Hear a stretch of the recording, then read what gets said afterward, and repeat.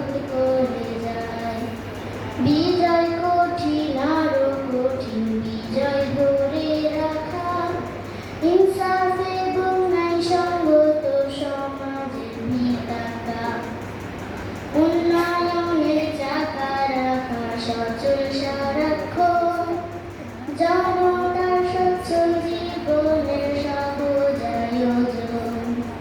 ব্যর্থ হলে জাহান্নামের বিকল্প আর নাই, জাহান্নামের ঠিকানা যায় না রাইখো ভাই। বিজয় মাসে স্বদেশ গড়ার শপথ করে যায়, বিজয় মাসে